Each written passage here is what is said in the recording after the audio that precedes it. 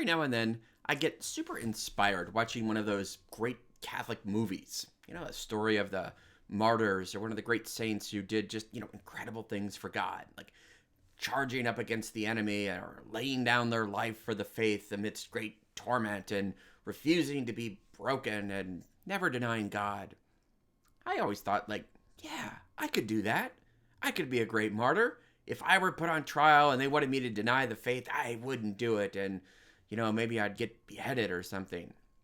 I kind of like the idea of doing something great for God. And maybe a lot of us have that kind of feeling. Yeah, I'd like to do something great for God. Well, the problem is, most of the time, God doesn't ask us to, have our head chopped off or deny him. We don't face that option probably most of our days, and probably most of us will never face that terrible calamity in all of our life.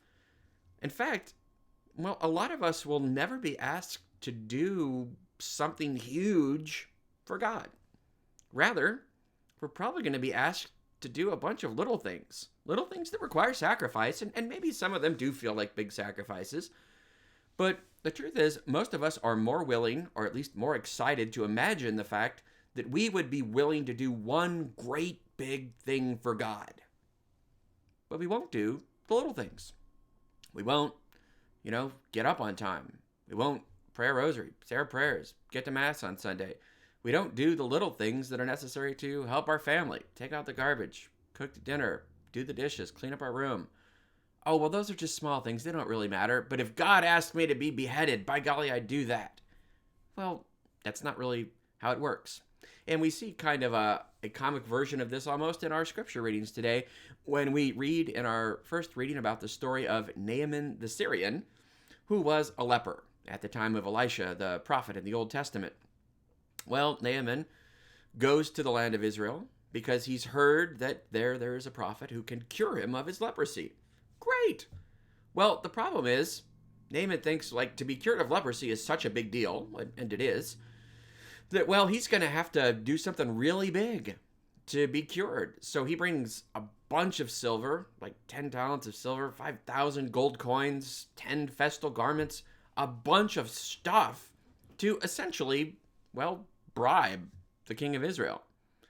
And when he shows up with all this to the king and says, hey, I brought all this, cure me, the king tears his garments this is blasphemy. I'm not God. Who am I to cure you of your leprosy? This is some kind of a trick, right? So he departs sad, but he goes to Elisha the prophet, who's a poor guy living in a hut somewhere. Shows up with all this festal stuff, money and goods.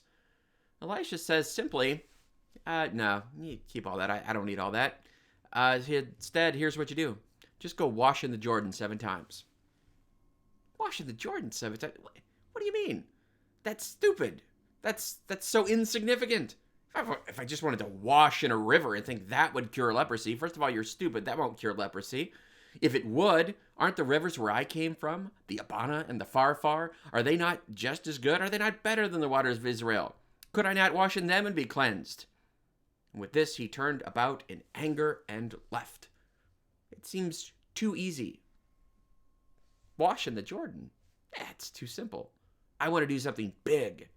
But his servants tell him, wait, if he said to do something big, you do it, right? Yeah, but I thought he'd come out and he'd wave his hand over the spot or make some big show. This is ridiculous. All right, but I'll go do it. And so he agrees to do that little simple thing. Just go wash in the Jordan. And he does. And he's cured of his leprosy. God worked some big, huge miracle by doing 7 little insignificant things. Just washing the Jordan 7 times. What is the little things that God is asking you to do? Forget about the big thing. Don't expect God to come out in some big miracle and wave his hand over you or send some prophet, or I always thought God would send an angel, that would be great. Or no, God's probably not going to send you anything big. He's probably just going to send you that still small voice in your heart that we call conscience. He's probably not going to send you any major thing. He's probably not going to send you any major, huge thing to do. Probably just a bunch of little things. Today, go wash 7 times in the Jordan. What are the little things God is asking you to do today? You might just find that doing the little things, that is actually the big thing. God bless you.